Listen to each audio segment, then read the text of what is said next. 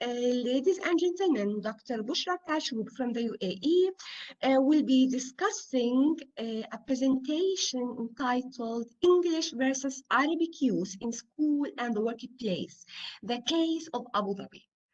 Dr. Bouchra, the floor is Yes. yours. Remember that at the 10th minute, I'm going to appear, okay? And then I'm going to tell you minutes like that. Okay? All right. Yeah, Yeah, sounds good. Yeah. sure. Thank you very much. Thank you.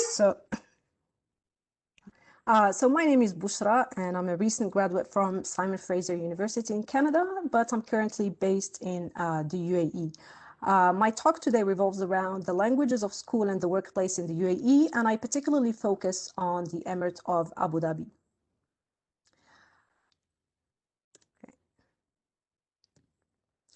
So I will start my talk with a short description of Abu Dhabi speech community. I will briefly address the status of Arabic and English in general, and in the education system in particular. I will link between the language of school and the language used in the workplace where Abu Dhabi nationals tend to work, taking into consideration the Emiratization process in both the private and the public sector. Finally, I will touch upon some of the conflicts that laws, regulations, and visions pose to the linguistic scene, and then I will wrap up with some recommendations. So the speech community of Abu Dhabi is quite diverse, as is the case in most other emirates. The total population amounts to almost 3 million, of which 90% are Abu Dhabi nationals and 81% are foreigners. The official language of the country is Arabic, but there are also a variety of other languages spoken by residents, such as English, many other dialects of Arabic, Tagalog, Hindi, Urdu, Bengali, Farsi, and so on and so forth. So the speech community of Abu Dhabi employs English as a lingua franca that's between speakers of different L1s. English is also used as an additional language between speakers who share the same L1, L2, and even L3. English is used in both public and private domains. Among the public daily interactions where English is used include in supermarkets with cashiers, domestic workers, taxi drivers, bank tellers, doctors, school teachers and officials, sales assistants, and so on and so forth. In the private domain, English is used at home between members of the same family members, regardless of their home language. Despite the wide usage of English, it's not an official language. However, its use in key domains such as education and business makes it a de facto official language.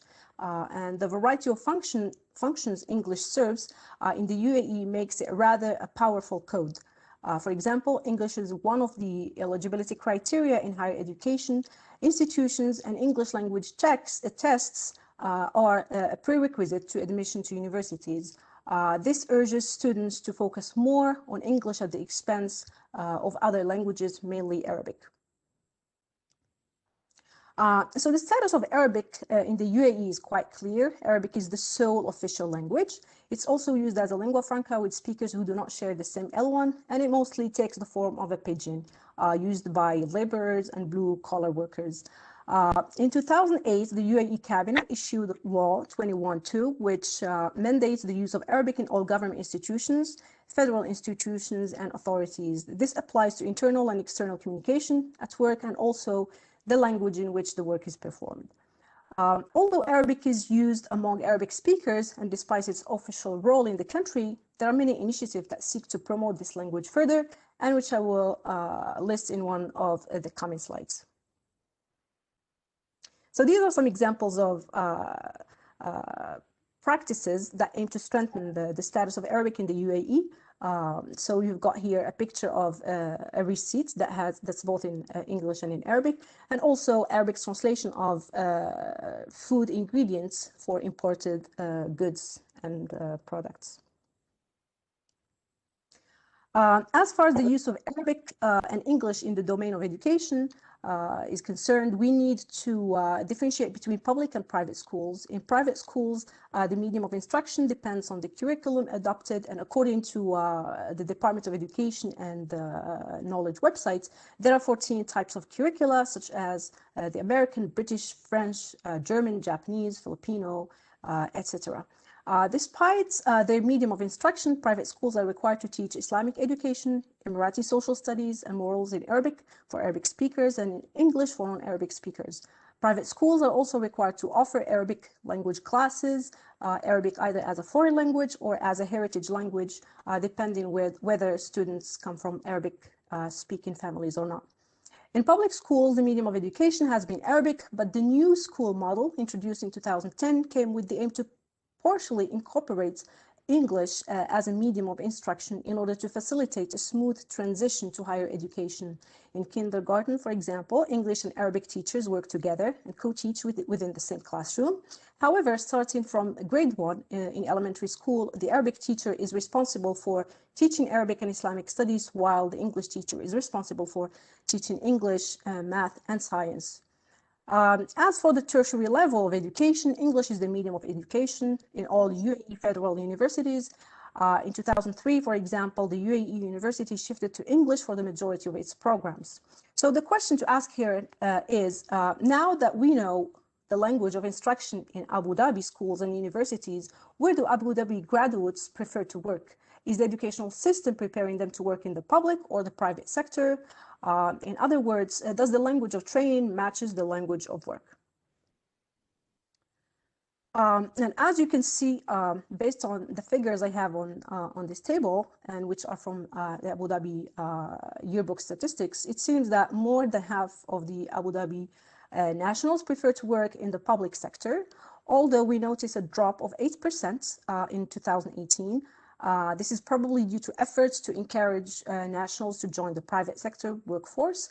But this actually did not last, as a 3% increase in 2019 reveals that interest to work with the government did not fade away. So what are the factors that attract Abu Dhabi nationals to prefer to work for the government?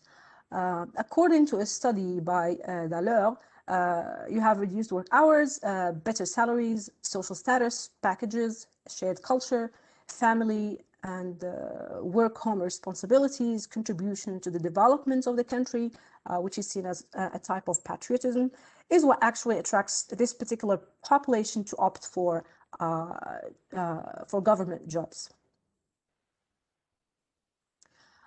So there is also the concept of Emiratization of both the public and the private sector. For example, in Title 2, Article 14 of the UAE Labour, is called for private companies to consider interviewing UAE nationals before non-nationals, and in case of no match, then the company can hire a non-national. This is also done in other countries abroad. With such efforts, during 2019, there was some 30,000 private sector jobs for Emiratis, and at the same time, the media reported that the younger generation of nationals were open to working in private corporations. They said that they do not mind the long work hours, and they seek promotions. So while efforts are being made to have more nationals join the private sector workforce, there are also efforts to employ more nationals in government positions, especially in supervisory and administrative positions. So there's a type of pull and push, and this is understandable, as encouraging work in the private sector came in response to rates of unemployment that were increasing at that time. The reason I look at the issue of Emiratization in relation to the sector that employs most Abu Dhabi nationals is to define which language these employed nationals will require in the workplace. If the majority of Abu Dhabi nationals end up working in the public sector, it means that the English-focused education is not the appropriate training they seek to receive, since work in the public sector is generally done in Arabic. So based on the figures I showed earlier in one of my slides, it seems that the majority of Abu Dhabi nationals will probably be in the government sector, and this means that the use of Arabic will dominate in their professional and social life, all the while students continue to be trained in English. So language of the workplace is different from the language of school, and this makes students spend time and resources and efforts on language not completely used in their profession, which could be confusing or disappointing. So what we see here is that there's a mismatch between the language of training and the language of the workplace. The question that we ask here is why higher education is mainly in English and not in Arabic. The answer to this question, is that universities have a desire to emulate universities in English-speaking countries and world-class universities, that they have a desire to look like and to market themselves the way Western universities are. So if we look at Zaid University's 2018-2019 fact book, we find that 135 faculty members were from the US, 80 from the UK, 48 from Canada, and 29 from Australia. A similar trend is also found in other universities like the UAE University or HCT. So transitioning to higher education is a challenging experience for students. In order to ease this transition, the new school model was introduced in order to immerse students in more lessons delivered in English. And despite all of that, students are still enrolled in foundation year programs to improve their English language skills. And 3 years ago, there were almost 34% of students who were enrolled in foundation year programs.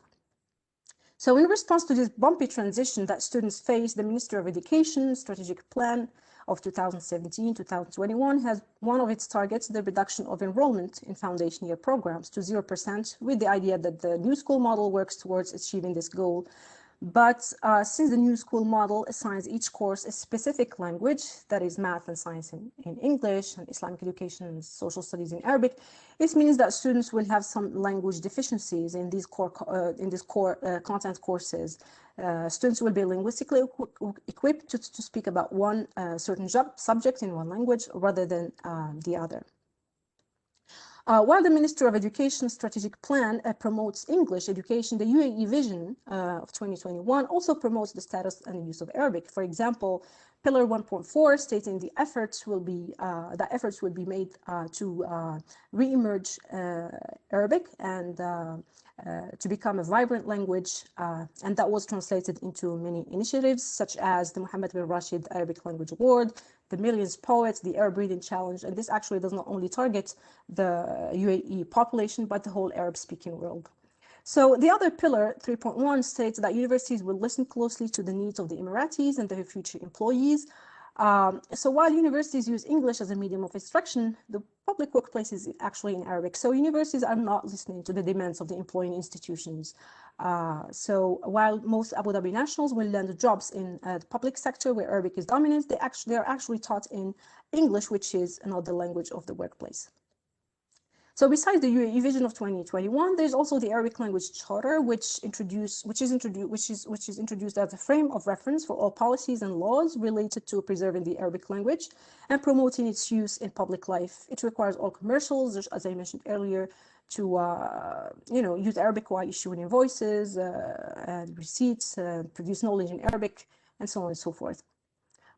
So here we see that the regulations of the Ministry of Education are in conflict with these charters and visions, which seek to promote the status and the use of Arabic language, while the UAE Vision of 2021 states that universities should respond to the job markets. We see that the new school model may not necessarily do so. While the Ministry of Education strategic plan aims to eliminate foundation year enrollment, the Arabic Language Charter states that Arabic is a crucial component in the educational system. So in any case, there is a fact that cannot be denied, which is that Arabic and English have become parts of life in contemporary UAE, and mastery of both languages is ideal and should be the norm. The new school model has been implemented differently. Not every school and every teacher and co-teacher seem to implement it the same way. And studies actually have showed that teachers may be separating between languages instead of teaching the same content using both languages. Actually, they kind of divide contents and they teach them in different languages. So for the conclusion and as a take-home message, Abu Dhabi nationals should be ready to perform their work in either languages, Arabic or English, since bilingualism and multilingualism is now the norm in the UAE. And the new school model seems to be a great model if it is to employ dual language teaching without dividing languages by the subject matter. Every student should be able to master both languages and have adequate language skills after the 12 first years of education. So the teaching methods should also be revisited, and a focus should be on communication rather than rote learning. And this, the student or the people who were being interviewed for about this issue said that actually attitudes should also be worked on.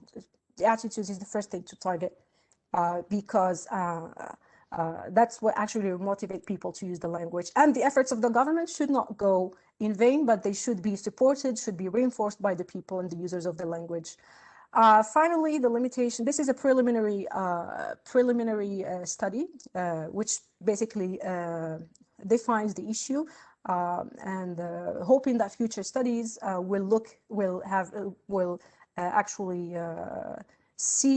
talk to the people working the government or the public sector and compare between the training they received and, of course, the language of the workplace. These are some of the selected references, and if you have any questions, I'll be happy to answer that during the Q&A question. Thank you, Dr. Bouchra, for this detailed study. I would like to remind everybody that if they have any questions, please don't forget to ask your questions by the end of the session, please.